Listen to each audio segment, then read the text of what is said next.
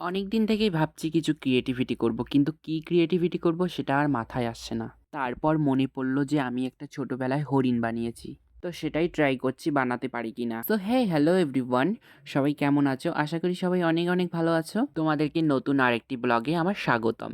তো তোমরা দেখতেই পেলে আমি কাদামাটিটাকে মেখে একটা হরিণের শেপ দিচ্ছিলাম। আর আমার অনেক দিন থেকে ব্লগ আপলোড করা হয় না, কিছু ফেসবুকে পোস্ট করি না। তাই ভাবলাম তোমাদের সাথে এই জিনিসটা শেয়ার করি। আর অনেক দিন থেকে ব্লগ আপলোড করি না জন্য আমার একটু ভয়েসটা দিতে গিল্টি ফিল হচ্ছিল, তাই তোমরা একটু অ্যাডজাস্ট করে নিও। তো তোমরা দেখতেই পেলে আমি কাদামাটিটাকে মেখে একটা হরিণের শেপ দিচ্ছিলাম। আর এটা আস্তে আস্তে তৈরি করার চেষ্টা করছিলাম, কারণ আমি প্রপারভাবে এই কাজগুলো করি না, যার জন্য আমার এই কাজগুলো করা হয় না। আর এটা রোদের তাপে একটু একটু করে শুকাচ্ছিল আর আমি একটু একটু করে বানাচ্ছিলাম।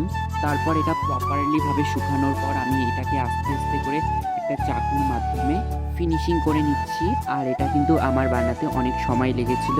তো এই হরিণটা বানা একটা ভিডিওর মাধ্যমে শেয়ার করা যাবে না, কারণ ওটা এখন শুকোচ্ছে। আমি আবার ওটাকে জল দিয়ে ফিনিশিং করে নিয়েছি। তোমরা একটু পার্ট 2 এর ভিডিওটা দেখে নিও।